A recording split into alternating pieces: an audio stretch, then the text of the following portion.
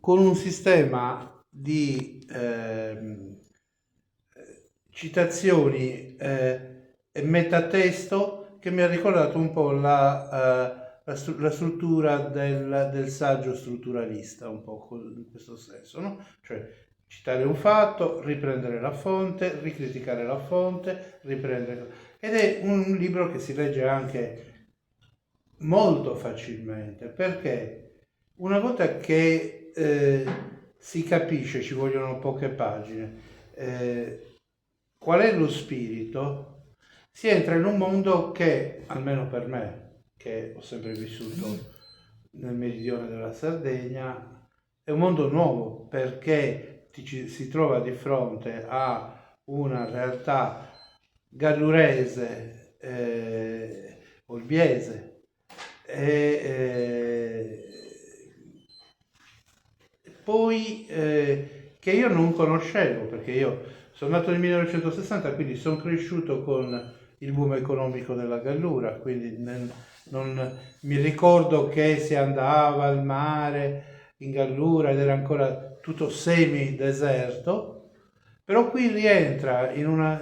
vi porta in... non a caso l'autore ha parlato di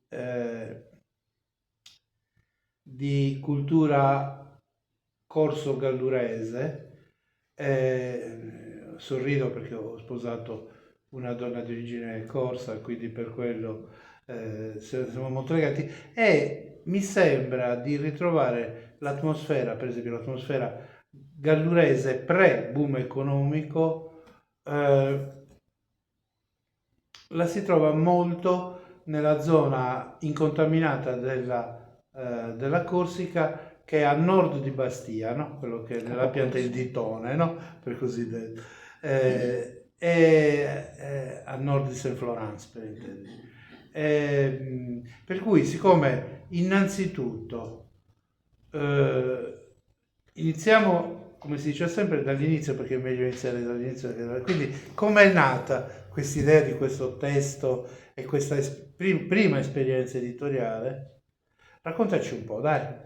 Innanzitutto perché lui, scusami, di formazione è un economista, quindi che significa che, come tutti gli economisti seri, ha un approccio storico alle cose, no? Quindi diacronico, si diceva un tempo. Ecco, per cui partiamo dalla storia.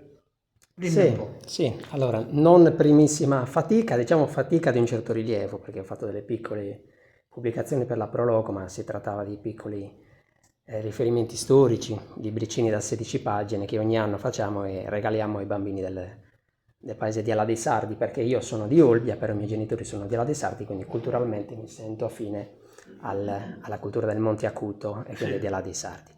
E questa è stata una fatica inaspettata perché non stavo facendo delle ricerche in questo ambito. Stavo facendo delle ricerche genealogiche, quindi Mhm. stavo cercando di ricostruire la genealogia di una famiglia molto importante di Olbia, che è la famiglia dei Puzzu. E mi stavi dicendo che hai avuto anche dei collegamenti con Olbia, Sì, quindi li sì, avrai sì, sì, sentiti sì, nominare sì. i Puzzu, e quindi già da tempo erano una famiglia molto, molto... C'è anche una diramazione cagliaritana a un certo punto, Sì, sì, sì. di E costruttori, cioè sono arrivati qui per la costruzione. Diciamo che facendo delle ricerche genealogiche mi sono accorto che negli archivi comunali, quando c'erano delle morti violente, si mettevano diciamo, in un resoconto a parte, si chiamava sezione 2, e poi alla fine del registro si mettevano i resoconti dei carabinieri, dei cavalleggeri allora si chiamavano, per quanto riguarda i rilievi che hanno fatto, per quanto riguarda appunto questi crimini che erano avvenuti. E quando scaricavo questi dati li mettevo da parte, ho visto che ne capitava 1, 2, 3, 4, 5, 10. Una volta ho provato a fare un riassunto di tutto quello che era capitato, perché lo leggete anche nel sottotitolo, Olbia come mai ti immagineresti? Perché io stesso, che sono nato a Olbia e ci vivo da 50 anni, mai mi sarei immaginato, conoscendo la Olbia tollerante, la Olbia ospitale, la Olbia che è la diga Certo, per l'immigrazione di tante popolazioni sarde che si sono fermate a Olbia e altrimenti avrebbero avuto il pass per il continente, certo. E ho visto che effettivamente questa Olbia tollerante qualche secolo fa non esisteva. Quindi ho provato a fare un resoconto di tutto quello che era accaduto nel corso dei secoli e l'ho pubblicato in una pagina Facebook che si chiama Olbia ieri, oggi e domani, che ha 25.000 iscritti, e ho visto l'effetto che fa. E c'è stato un boom di mi piace, di like, di condivisioni, di commenti, chi si ritrovava il parente, chi ritrovava l'amico, chi ricordava un qualcosa che gli aveva raccontato molto vagamente il nonno, eccetera, eccetera. E quindi questo è stato il là, è stato uno spunto. Ho capito che era un qualcosa che poteva essere interessante, soprattutto perché inaspettato. Cioè non stavamo parlando di episodi di violenza senza voler fare degli stereotipi, ma su Orgosolo, su Rune, su altri paesi che sono già conosciuti per determinate situazioni. Si stava andando a fare uno studio sugli episodi criminali di un paese, allora in una città adesso, che effettivamente non veniva riconosciuta come paese violento, paese che aveva una certa pulsazione di tipo criminale. E quindi da questo è nato un progetto. Questo progetto è soltanto parziale perché questo arriva fino al 1847 e poi ci sarà la seconda parte perché il materiale trovato era tantissimo e quindi ho diviso. Qual è stato il criterio che ho utilizzato per fare una netta suddivisione? Fino al 1847 c'erano le istituzioni giudiziarie di tipo spagnolo. Esatto. Quindi Real Audiencia, Reale Giurisdizione, Poi con la fusione perfetta. Con la fusione perfetta, la famigerata fusione perfetta. Ecco. Però si è entrati nell'orbita italiana, quindi c'è stata la riforma delle istituzioni giudiziarie, quindi ho utilizzato questo passaggio come spartiacque, quindi dal 1848 fino al 1910, poi mi fermo perché diventa cronaca ed è un po' antipatico andare a parlare di cronaca e non di storia, e quindi dal 1848 fino al 1910 ci sarà un altro volume, speriamo di trovarci qua. Lo attendiamo. Sì, veramente io per esempio ti dico la verità, ignoravo che il nome di Olbia fosse Terranova. Non lo sapevo. Io Olbia l'ho sempre conosciuta e Olbia continuavo riflettevo sul fatto che la Sardegna ha avuto un'autonomia culturale e istituzionale che parte dalla fine dell'impero bizantino, quindi dall'VIII secolo, e ha rinunciato nella storia, poi bisogna vedere, alla sua, diciamo, è stata parte di uno Stato centralista solo, se ci pensiamo, per 100 anni, dal 1848 fino al 1948. Quindi se ci si pensa, in realtà la vocazione all'autonomia della Sardegna è un qualcosa che è scritto nel suo codice genetico e nella sua storia, parliamoci chiaro. E una cosa che ti volevo chiedere, visto che il riscontro tra la popolazione di Olbia com'è stato? Il riscontro... Perché parli anche, io non voglio spoilerare nulla, però si parla anche di avvenimenti, insomma, per chi ha visto il film Il muto di Gallura qualcosa ricorda, ecco. Avvenimenti anche abbastanza cruenti, no? Insomma, la vita tra gli stazzi galluresi non era sempre molto serena. Ecco, il riscontro, anche perché tu fai nomi, cognomi, soprannomi. Me l'ha rubata. Quindi, premetto che ci siamo incontrati mezz'ora fa per la prima volta in vita nostra. Ecco, non ci sono stati rancori, ma guarda quello lì che cosa scrive, che cosa... No. Allora, l'ho premesso, ed è stato doveroso dirlo, non si può giudicare eventi di 2 secoli fa con, diciamo, l'etica e la morale che abbiamo adesso. Bisogna sempre contestualizzare. Quindi questa è stata una cosa molto importante perché ha tolto anche un pochettino una sorta di magari diffidenza da parte delle famiglie storiche di Olbia, che potevano dire questo è venuto qua a spoilerare le cose che sono capitate, che noi magari conoscevamo però non dicevamo, perché molte volte si avevano anche delle remore a dire. Quindi è stato molto importante questo, ho detto guardate che non bisogna mai giudicare con il metro etico-morale di oggi quello che è capitato 200 anni fa, perché 200 anni fa non avevamo i divani, non avevamo il 118, adesso chiamiamo il 118 se capita un qualcosa. Prima non c'era il telefono a chiamare il 118 se succedeva qualche cosa, prima bisognava reagire. E quindi se noi entriamo in questo contesto, effettivamente diventa tutto molto più semplice. Devo dire la verità, è stato un qualcosa che ha colpito e non ho avuto grosse problematiche con gli olbiesi e con le famiglie tradizionali olbiesi. E devo dire la verità, c'è stato un successo clamoroso, un successo che non mi aspettavo. Fantastico, ottimo. C'è stato un sacco di gente che mi ha cercato, mi hanno tartassato, mi stanno tartassando adesso per avere la seconda parte, perché c'è gente che l'ha divorato e quindi vorrebbe avere del seguito. E poi, tornando a quello che hai detto tu, del fatto che ho fatto nomi, cognomi, soprannomi, ci sono anche dei riferimenti storici che hanno spiegato a determinate persone il perché hanno un cognome rispetto a un altro. È venuto un mio compagno di classe delle elementari che non vedevo da 25 anni, ha detto: ma Robè, perché noi ci chiamiamo Palitta? Guarda che Palitta era il soprannome dei Cossu di Tempio. Lo sai che mio nonno me lo diceva sempre, non gli ho mai creduto? Ecco, quindi diciamo che alla fine la gente l'ha presa sì come un qualcosa che andava un pochettino a scoprire gli altarini delle famiglie di Olbia, però c'è tutto all'interno, c'è tutto uno studio storico che è a disposizione delle famiglie di Olbia. Ha fatto in modo che riuscissero a scoprire chi erano i nonni, chi erano i bisnonni, dove abitavano, da dove provenivano. Quindi diciamo che il successo di questo libro, soprattutto a Olbia, è dovuto al fatto appunto che non si basa solamente su un resoconto sugli atti giudiziari, ma va a mettere un qualcosa di più, questo qualcosa di più a disposizione delle famiglie di Olbia. Devo dire che da ex pretore, attualmente da avvocato, che la cronaca giudiziaria l'hai gestita veramente bene, perché i verbali sono integralmente riportati, anche perché teniamo conto di una cosa, che le verbalizzazioni allora venivano fatte da componenti delle forze dell'ordine che non erano come quelli di adesso, erano spesso semi-analfabeti o addirittura avevano imparato a leggere e scrivere in accademia, no? In accademia, nel corso che si faceva.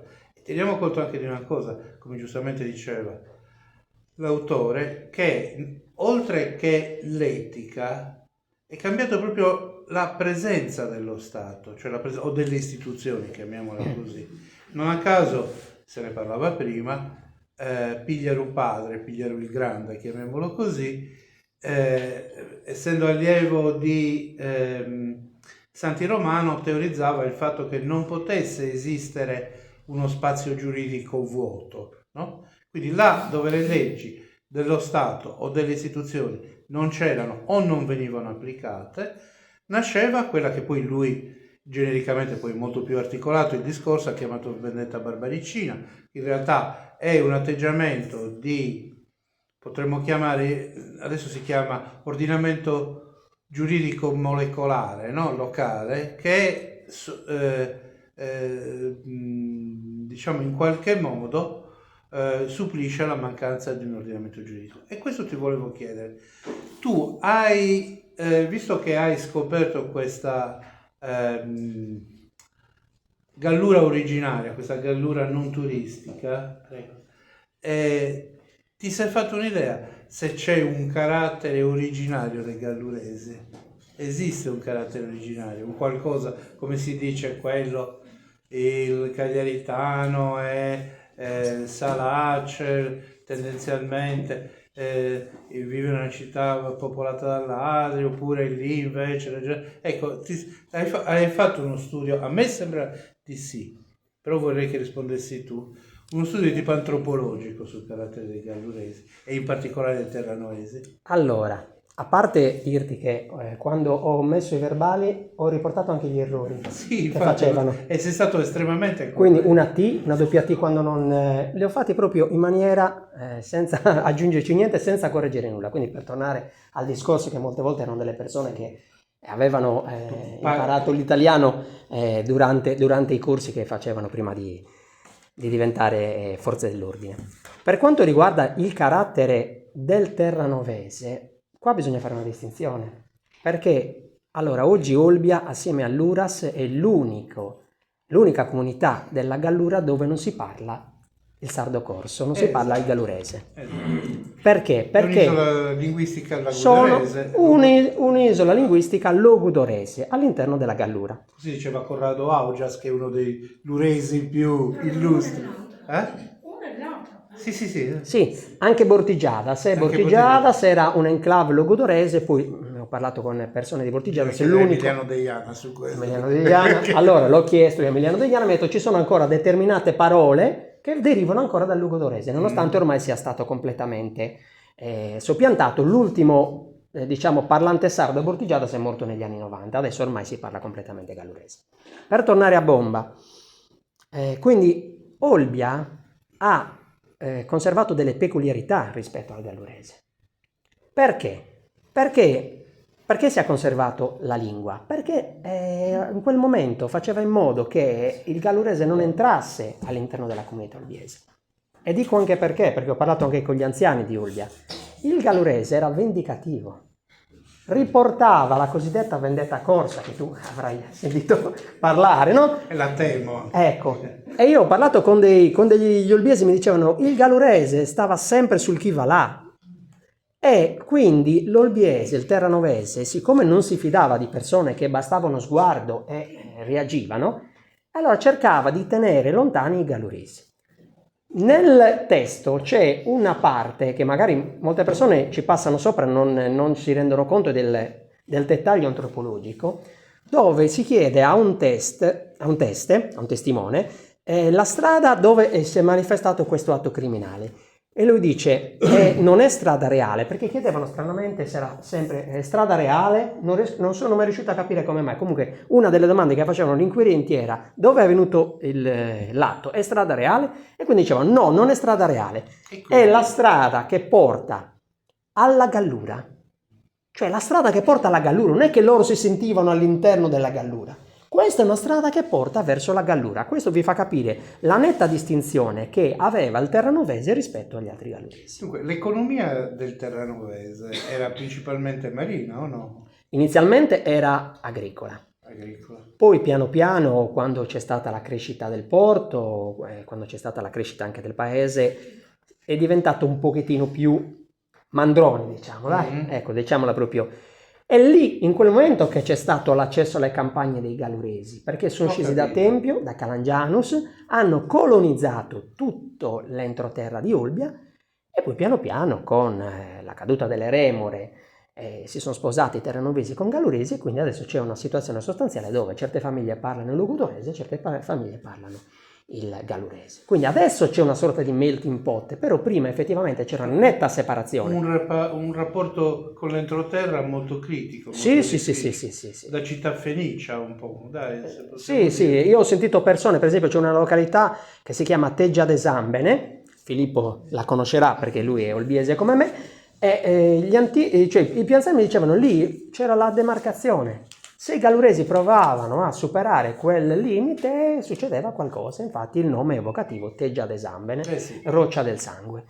E quindi riuscite a capire che effettivamente anche a livello antropologico c'erano due nette separazioni. Tu come definiresti questa tua opera? Un noir o un saggio? Perché io avrei difficoltà. E io l'uno e l'altro, voglio dire. Ho avuto dei complimenti da parte di persone che sono delle divoratrici, perché sono donne principalmente, di narrativa. Ho detto, guarda che questo è un saggio storico. No, non mi interessa, lo voglio lo stesso perché a me la narrativa noir mi piace. E quindi gli ho dato questa definizione di noir. Però se qualcuno prende il libro pensando che può divorare 50, 60, 70 pagine come un libro di narrativa, magari resterà un pochettino deluso. Perché? No, è scorrevole, è molto scorrevole. Sì, però diciamo che l'ho farcito di tanti riferimenti. Perché? Perché ho usato un criterio enciclopedico e quindi magari per quello potrebbe essere più considerato un saggio, perché tutto quello che trovavo nelle fonti di interessante a livello antropologico, a livello genealogico, ricordatevi che io partivo sempre da una ricerca genealogica e quindi quel peccato originale me lo sono portato nel libro. Tutto quello che trovavo lo immettevo a costo di rendere un pochettino più pesante la lettura, a costo di costringere il lettore a dover tornare indietro per capire l'evolversi della situazione. E mi metto nei panni del lettore perché io stesso ho avuto delle problematiche. C'è un atto criminale dove un Serra ha fatto un episodio, ha fatto un'azione criminale verso un altro Serra e venivano distinti dal soprannome Serra Porad e Serra Pucheddu. E alla fine, quando parlavano del padre di questo Serra, anche io sono andato in tilt. Ho sbagliato completamente, ho dovuto ricancellare tutto e riscrivere tutto perché avevo preso una strada sbagliata. Quindi mi rendo conto che effettivamente molte volte bisogna anche tornare indietro, fermarsi e rileggere, ripartire. Un mio amico che l'ha letto mi ha detto: Robè, lo leggo la seconda volta, mi rendo conto di cose che la prima volta non avevo letto. Quindi diciamo che secondo me è più un saggio storico. Però questo è noir mi piace. accattivante e c'è anche, ripeto, in molte parti un tono cupo che sveglia l'interesse del lettore, parecchio. Questo stesso mio amico mi ha detto: Robè, sembra di rivivere le situazioni, Sì, medesimo, cioè vedo assolutamente. proprio anche gli ambienti, vedo le situazioni, vedo le campagne, vedo... E quindi Sono effettivamente... 40 episodi, scusami se ti ho interrotto. Prego. 40 episodi fusi l'uno con l'altro sotto un filo rosso che è quello della riscoperta della gallura, della cultura gallurese. Ecco, per adesso ti faccio una domanda per la lode, diciamo.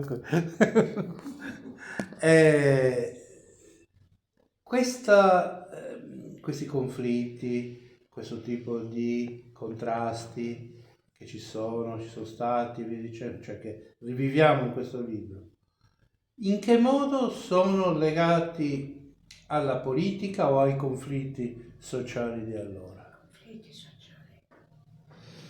Che sono comunque politica, Sì, conflitti però sociali. le famose leggi delle chiudende, eccetera, eccetera. Beh, quello è uno dei... Allora, le chiudende hanno Però avuto... lei, la domanda dopo, dai, lo facciamo.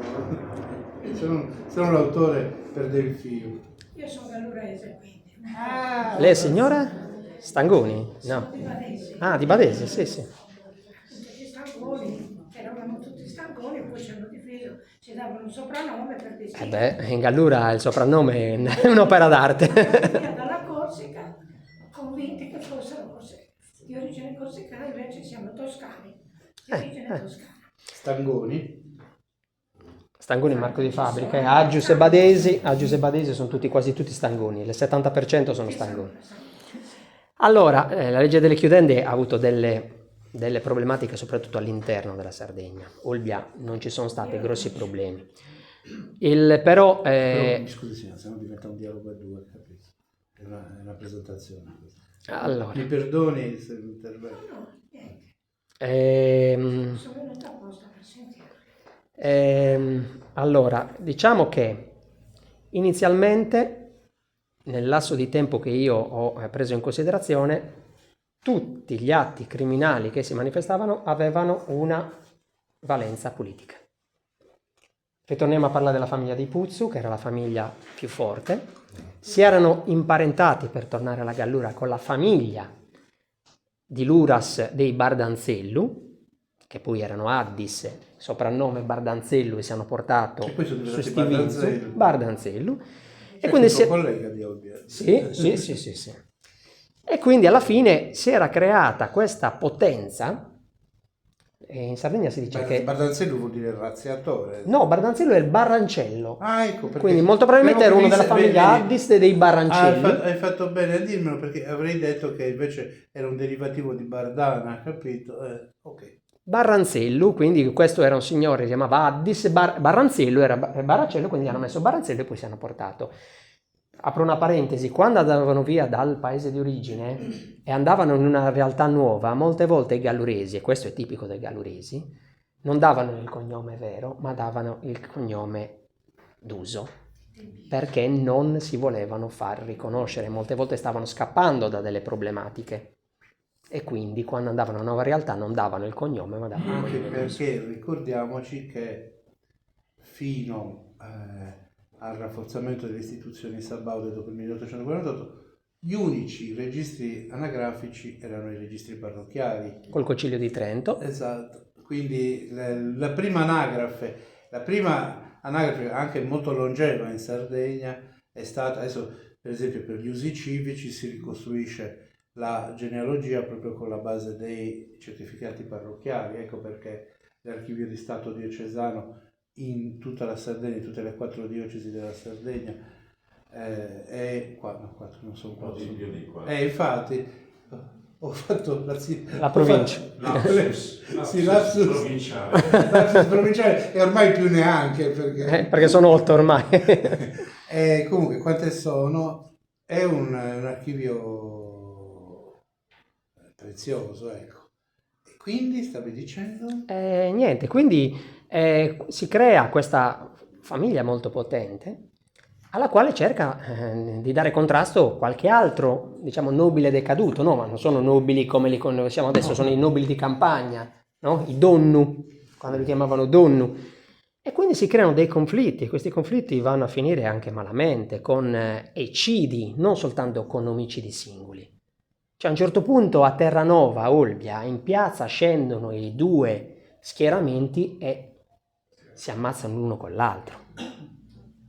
Quindi i primi, diciamo, episodi criminali a cui ho fatto riferimento sono sempre e solamente legati alla politica. Alla politica e tutto quello che ne deriva dalla politica. Politica in che senso? Anche la spartizione degli enti pubblici. Il periodo erano le saline. Non stiamo parlando di niente di, ma il periodo c'erano le concessioni. Quindi le concessioni delle saline erano molto ambite. Erano dei PES di tempio.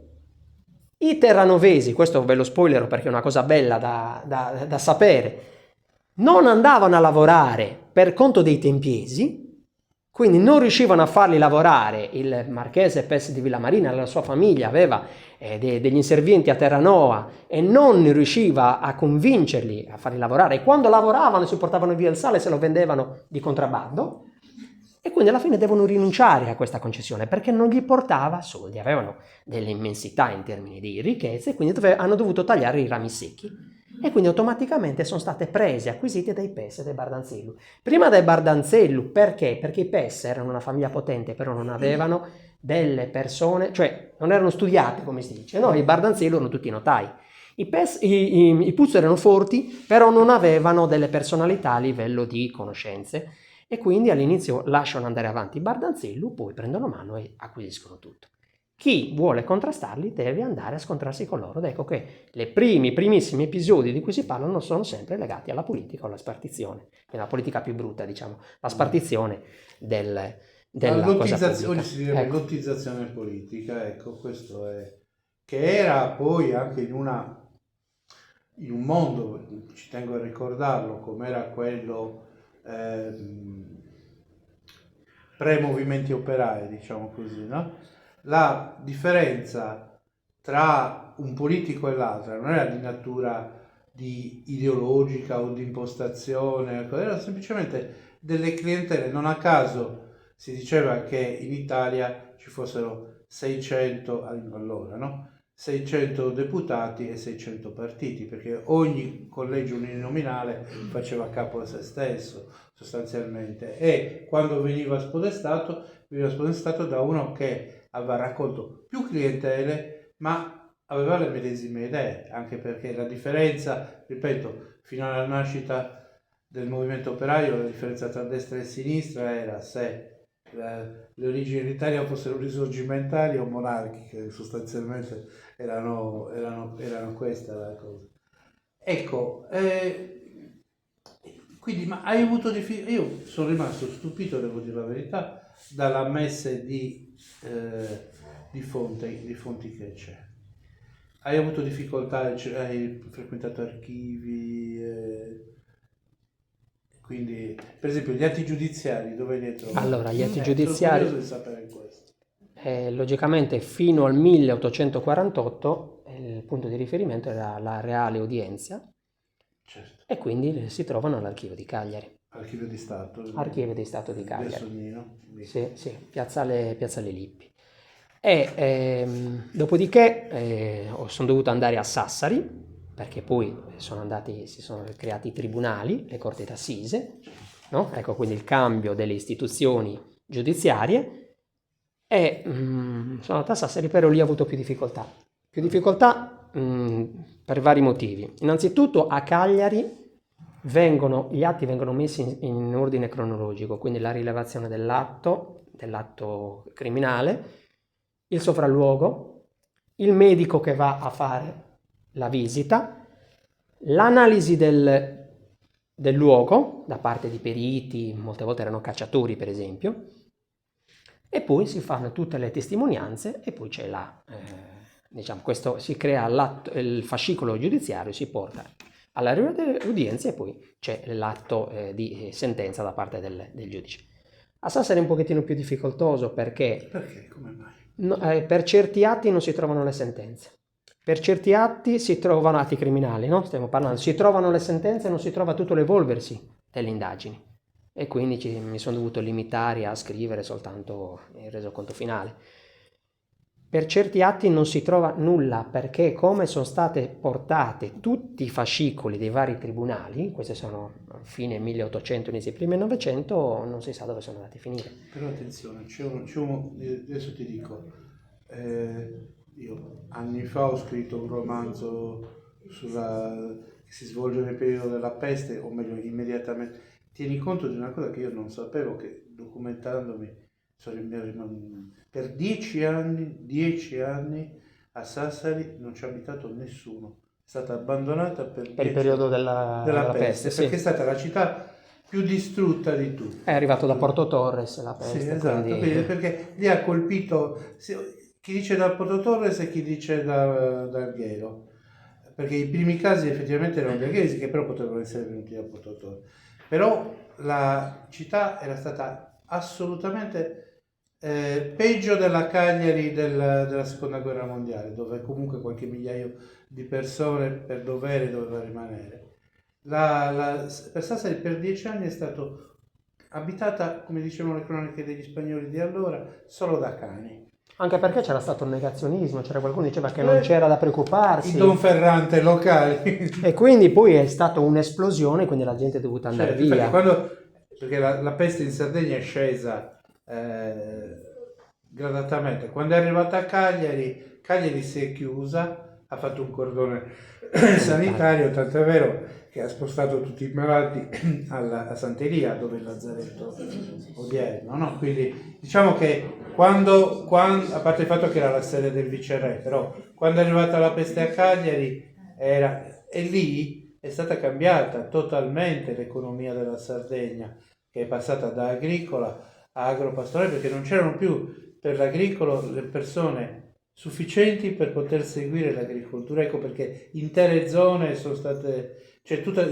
se uno va nel Sarcidano, apro una parentesi velocissima, è interessante vedere che sono i terrazzamenti fatti nel 1500, nel 1600 dei fondi abbandonati, diventati pascolo, capito? Terrazzamenti ad uso agricolo. Quindi scusami, ti ho interrotto. No, fa bene anche un pochettino spaziare. No, E poi una fonte molto importante, i libri di Ricci, che è un maresciallo dei carabinieri di Aggius, che ha scritto tante cose sulla faida di Aggius. Oggi abbiamo tante conoscenze su quella sanguinosissima faida, lo dobbiamo a lui, e aveva a disposizione i verbali del corpo dei carabinieri e quindi dava degli input. Diciamo che una sorta di excursus storico l'ho preso proprio da Ricci, perché riesce a fare proprio partendo da una data, arrivando a tale data, e quindi siamo riusciti a fare una cronologia. Ti sei affezionato a qualche personaggio? Cioè hai individuato i caratteri della vittima innocente in qualche personaggio? Allora, tenendo conto che era una società crudele, molto, molto feroce, però... Allora, a parte 2 casi di vittime minorenni, per fortuna per causa incidentale, non per dolo, per colpa, e quindi quello logicamente tocca al cuore, perché certo, quando si tratta di minorenni siamo tutti sensibili. Però ci sono 2 personaggi a cui sono particolarmente affezionato, e di questo posso fare anche un po' di spoiler, un pochettino perché tanto... Uno è Cesare Brandano. È un signore di 70 anni che è passato immune alle purghe politiche. No? Perché? Perché nonostante facesse parte di una fazione politica, era la persona che di solito era la persona buona, somine mesu, diciamo in sardo, la persona che magari metteva pace. E quindi era riuscito a passare indenne anche questa faida politica, è diventato consigliere comunitativo, è diventato capo dei Baracelli, era un probo uomo, quindi ogni volta che c'erano delle problematiche a livello diciamo criminale, veniva chiamato per dare un giudizio morale su una determinata persona. Quindi aveva una certa autorevolezza e veniva riconosciuta questa autorevolezza dai cittadini e dalle istituzioni. A 71 anni, per colpa di un balordo, tutto quello che ha rischiato nella vita, che era riuscito a superare, ha perso la vita in maniera... È stato ammazzato, e buttato su una siepe che faceva da confine tra la vigna sua, dove andava ormai ogni giorno per passare la vecchiaia, e la vigna della figlia. Un'altra persona che mi è rimasta... Era un confinario questo che era... un balordo, una persona che proprio lo ha ammazzato per futilissimi motivi. Diciamo, questo è il contrappasso. Si è riuscito a passare qualsiasi cosa a livello di faide politiche e poi arriva un signor chiunque e per una stupidaggine prende e poi un'altra persona era questo Azzara Quaglioni sempre cognome d'uso, soprannome che adesso è diventato cognome perché i Quaglioni ci sono a Montelittu, vicino a Olbia, 1846, anche questo una persona buonissima, un pezzo di pane, riconosciuto da tutti come una persona che non poteva far male a nessuno. La mattina va in campagna e poi lo trova il figlio e il nipote ammazzato. Inizialmente, questo ve lo dico, c'è stato un sospetto su una famiglia che 20 anni prima aveva avuto una piccola problematica con la famiglia degli Azzaraquaglioni, che sono quelli dei Giagheddu. Questa persona immediatamente va alla famiglia e dice: guardate che per me c'è più nulla, per me era ormai un fratello. Quello che è successo 20 anni fa non esisteva più e io piango assieme a voi. E quindi diventa un problema insoluto. Tutte le campagne, tutti gli stazzi della Gallura non riescono a spiegarsi come mai qualcuno ha voluto il male di questa persona. Una storia toccante. Sì, questa veramente mi è rimasta, Veramente perché poi me lo immagino anche, proprio come l'hai scritta. Mi immagino una persona con i capelli bianchi, il tipico gallurese che ha sempre i capelli bianchi, e quindi una persona buona, e veramente mi ha toccato il cuore. Una cosa, adesso ti faccio una domanda che in qualche modo, diciamo, abbiamo negoziato, però io ti faccio la domanda e tu spieghi anche cosa vuol dire la domanda. Perché è giusto che... Hanno ragione Angius o De Rosas?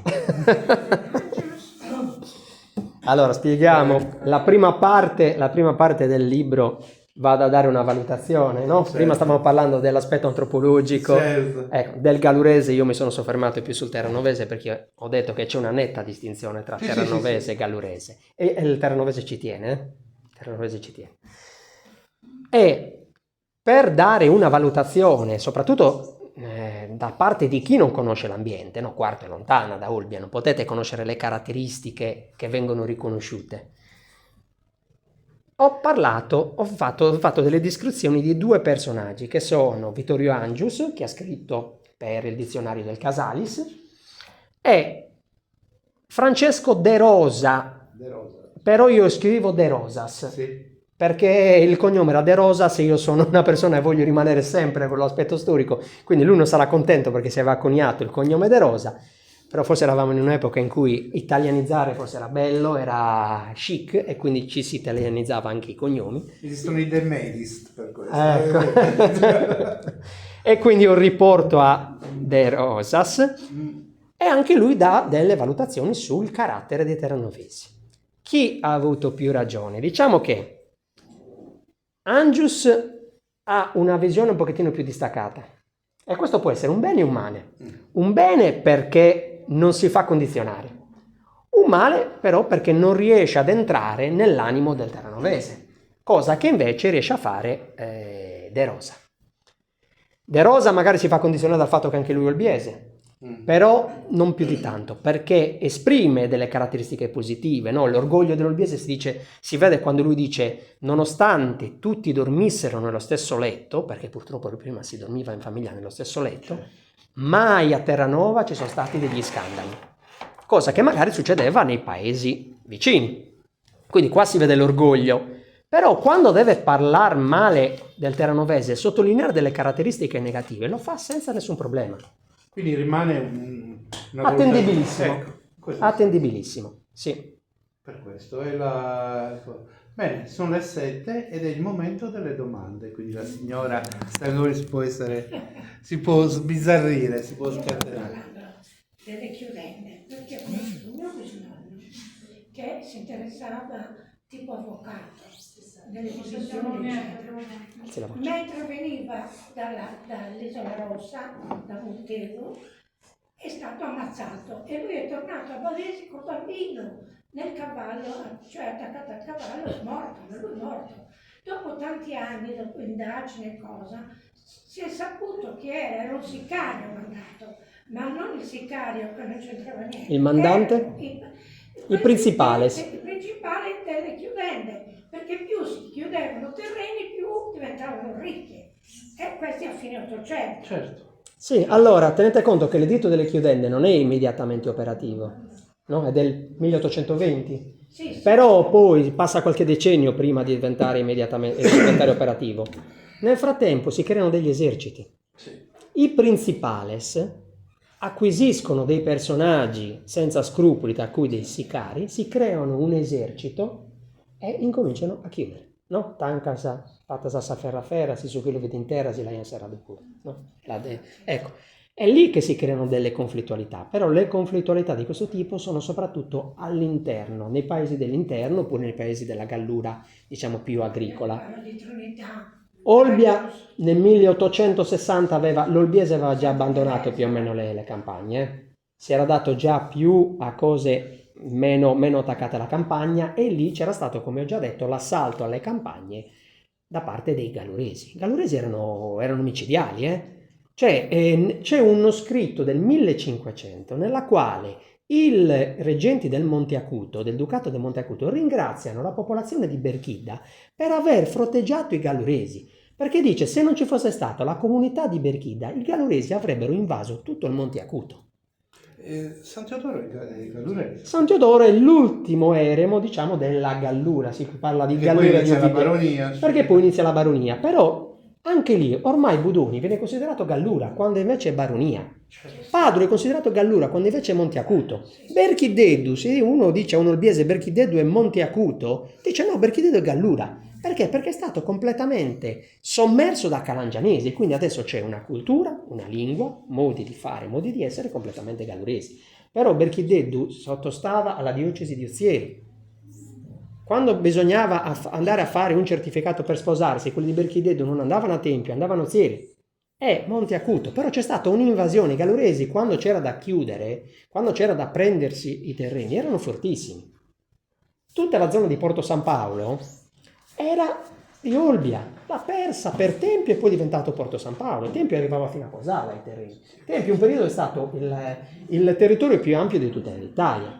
Perché? Perché scappavano le popolazioni più povere da Tempio, dove c'era la forza. A Tempio, allora, Angius dice dei tempiesi che volevano la collezione di carte. Cosa significavano le carte? I titoli nobiliari. A Tempio le faide erano per prendersi i titoli nobiliari. Una volta che si creano titoli nobiliari nasce la massoneria.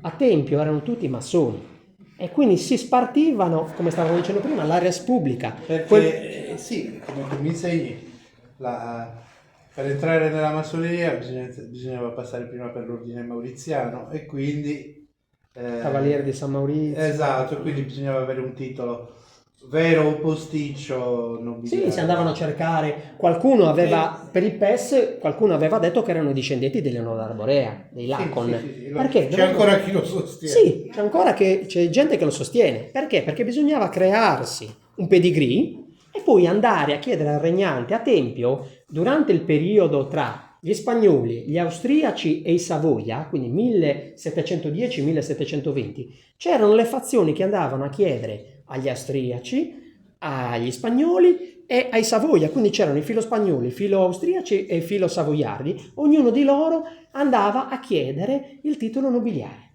i sardo, i pes, i garrucciu, adesso non me ne ricordo, i de martis. Si crea un ambiente nella quale conta quello, i più poveri devono scappare da Tempio. Cosa fanno? Invadono tutta la Gallura.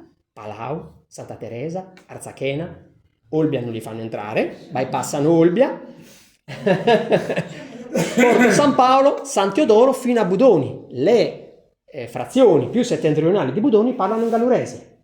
Perché? Perché sono arrivati i galluresi. E invece l'arcipelago della Maddalena sono corsi. Sono abitanti quasi tutti di Zonza, Sì. il paesino di origine, e infatti adesso che hanno ricostruito E l'abito... Bichisano. Petretto? Sì. Petretto è un... È un cognome che è frequente. Sì, nella zona di Sassari. Sì. Petretto avevano fatto fortuna ed erano di origine corsa. Torniamo a quel discorso, quando venivano qua cancellavano il loro cognome originario e si davano un cognome che magari faceva riferimento, Cossu. Perché è così diffuso in Sardegna? Perché se non sapevano da dove venivano era Corsica, però c'è Boccognano, c'è Azara, Azara è diffusissimo, la città di Zara, Zara, Corso, Petretto, ne abbiamo detto, ma ne posso dire tantissime. Zonza è una città di montagna, se non sbaglio, giusto? Sì. Vicino a Porto Vecchio. Sì. E venivano quasi tutti da lì, e infatti adesso il dialetto maddaleno è quasi corsicano, non viene Io non ho considerato... trovato onestamente tra Maddalenino e Bonifaccese nessuna differenza. Sì, no, Zero. qualche parola è entrata, no, veramente è considerato proprio un'isola a parte. Mentre anche il corso è il corso vero, è il corso che si parla al centro-nord, Corte. Sì, Corte è considerata... Aiano, sì, Corte è proprio la Firenze La linguistica. Siena, sì. Mentre quello che si avvicina più al gallurese è quello di Sartene. Sì. Sartene è proprio... Sartene è Ma uguale... ci sono pieno di galluresi. È uguale, a parte che c'è stato anche Esatto. un ritorno. La strada era, se qualcuno aveva conti in sospeso con la giustizia Se ed ne era andava. sardo, andava in Corsica e viceversa. Beh, pensate agli angioiani o quelli che erano Certo. andati in Corsica, hanno trovato e poi sono tornati all'Isola Rossa, hanno fatto lo sbarco e poi purtroppo è andata male la rivoluzione, la sarda rivoluzione. La sarda, che poi una delle studiose è siciliana, la Saburè. Saburè, Sì. bravissimo. Sì. Quello che non riusciamo a fare noi, poi... No, Allora, fanno- no, il problema non è quello, il problema è che se lo facciamo noi, chi ci applaude e chi ci critica, perché non riusciamo mai a essere univoci. Lei è- La fauna di fuori è... Esatto. Lei è di Ortigia, sposata con un parigino, tra Sì, l'altro. sì. che- Addirittura adesso ha cambiato la pagina Facebook del suo Gio Maria Joy perché è morto il 13 e non il 12. Ah. È riuscita lei a scoprirlo perché è morto a mezzanotte e mezzo, quindi al 13, ed è riuscita a far cambiare la pagina di Wikipedia mettendo effettivamente qual è la data esatta di morte di Giovanni Maria Joy. L'altra pestilenza è stata, diciamo, la malaria. No, allora stavamo parlando di peste. Sì, no, ma la peste bubonica è quella manzoniana, cioè la Sardegna ha perso il 70% della popolazione. Cioè, perché era tutta una palude. Non, Abitavo io, Valesi, Valedoria, ci rivedeva il fiume ma era una palude. Adesso, vederla adesso. Valedoria si chiamava Coda Ruina. Coda Ruina. La coda della rovina, perché sono andati tutti nei paesi in alto perché per la malaria era tutta una... Questo per un'epoca più recente. sì. È un'epoca molto molto più recente. 6-7 anni era ancora una palude. Primi Novecento stiamo parlando. Non so, ci sono altre domande? C'è qualcuno che vuole... Ciao Cristian. Ci sono altre domande? Stavo Volevo dicendo, sapere il nome Gallura, da dove proviene? Allora, il nome Gallura... Citato già da Dante nella Divina Commedia. Giusto? Sì, beh, parla del Gentilnino. Galletta. Gentilnino. Allora, Gallura è una storpiatura del toponimo originario data dai pisani. Perché il toponimo originario doveva essere Tra i Balulu. vari danni che hanno fatto anche. Sto scherzando. Sì, no, anche perché poi anche il galletto, che ormai rappresenta la Gallura, è stato affibbiato per affinità, diciamo, fonetica dai pisani, ma non c'entra assolutamente Ma da niente. dove a viene livello Gallura? È la storico. storpiatura di? Un toponimo che è prelatino e quindi un Ah. toponimo opaco e quindi non si riesce a capire cosa significasse a suo tempo, che era Balulu. Nel 1400 la G diventa B e la B diventa G. no? Nel 1400, con il fenomeno della Lisca toscana, si crea un terremoto fonetico nella lingua sarda. Ci sono dei grossissimi cambiamenti. La D decacuminale, che qua voi nel Campitano conoscete poco, ma è tipico del nord Sardegna e anche del sud della Corsica, no? Perché nel nord della Corsica dice Surella, Sì. nel sud si dice Masuredda, Sì. e anche in Gallura e Logudoro si usa la D. È un qualcosa che è arrivato nel 1400. La trasformazione della G in B, Bordigiadas di Emiliano Deiana, era Gortiglata. La G diventa B. Golotene, che ancora si dice nel dialetto di Bolotana, e adesso è Bolotana. Quindi si crea Gallura, Balulu e Galulu. No? Ancora, quando faccio gli studi genealogici, nel 1800, quando non si sapeva un cognome di uno che veniva dalla Gallura, in Logudoro lo chiamano Badulesu. Badulu. Era il toponimo originario di Gallura. Quindi Badulu, Gadulu, i pisani gli piace Gadulu e lo trasformano in Gallura e poi ci affibbiano il galletto per affinità fonetica, ma non ha nessun riferimento storico, nessun appiglio storico.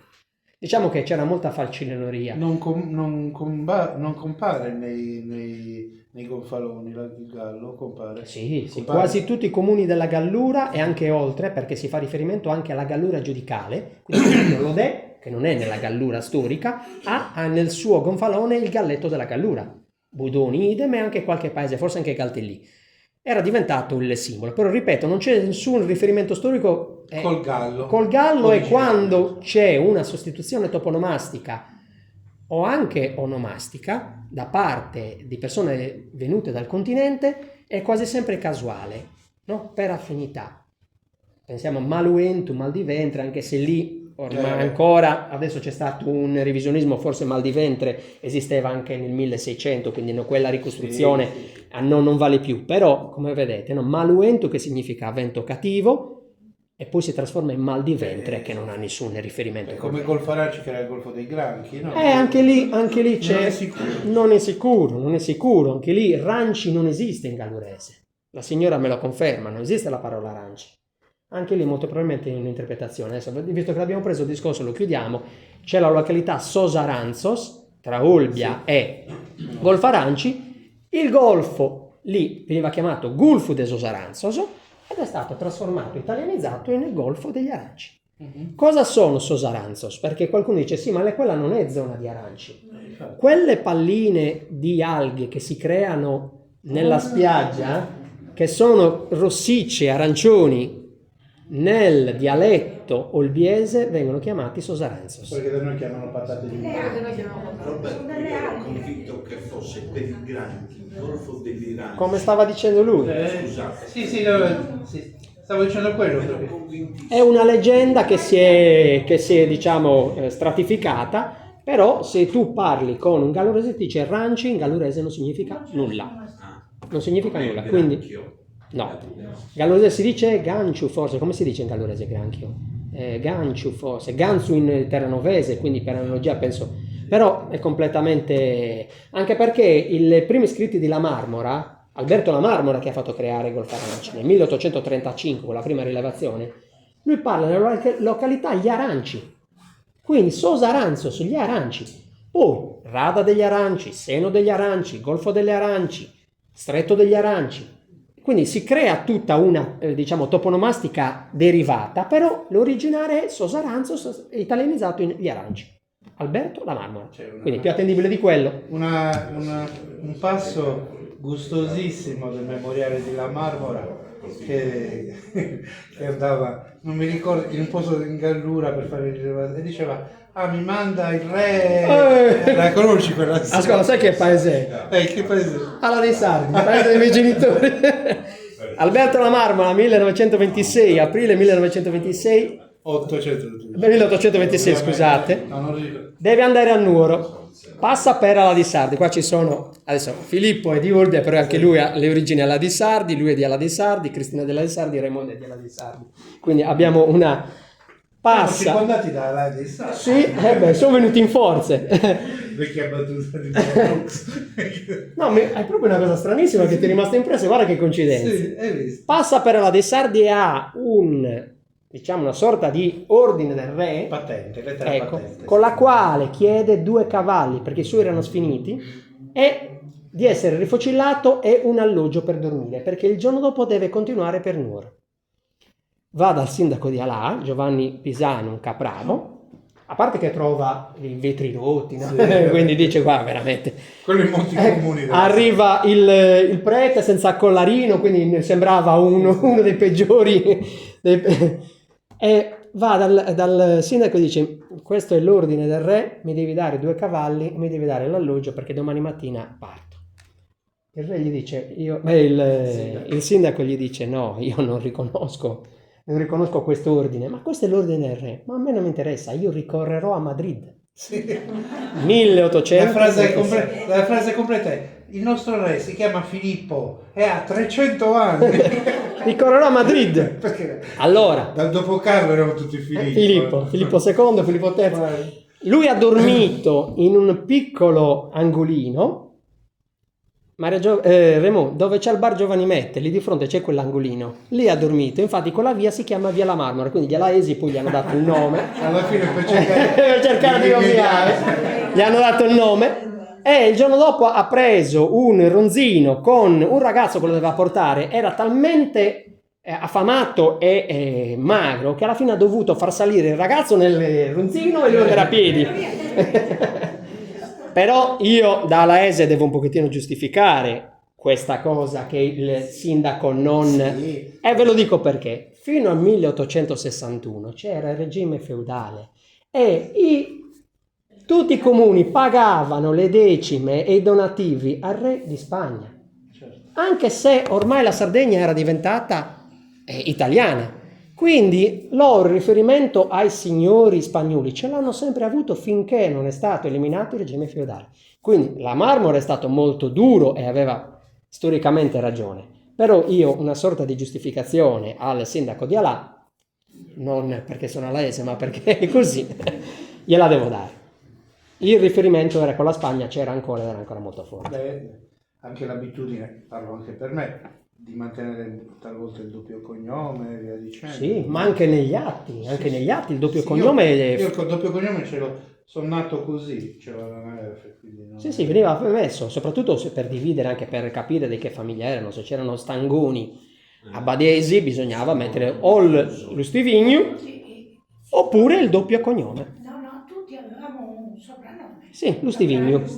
Lo Stivigno. Però eravamo tutti strangoni. Beh, è il momento di premiare questo eruditissimo autore. Un'altra domanda. Ah, certo. Qual era il paese più ricco in quel periodo? In Sardegna? In quella zona? Ma io dico che secondo me era Tempio.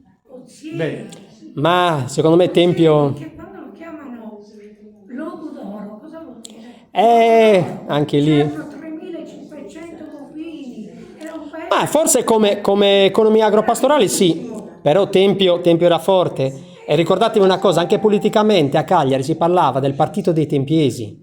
Riuscivano ad incidere anche nella politica cagliaritana e nella politica regionale. erano dei più ricchi. Certo, a livello di ricchezza di campagna sì, a livello di ricchezza generale Tempio dava filo da torcere a tanti comuni in Sardegna.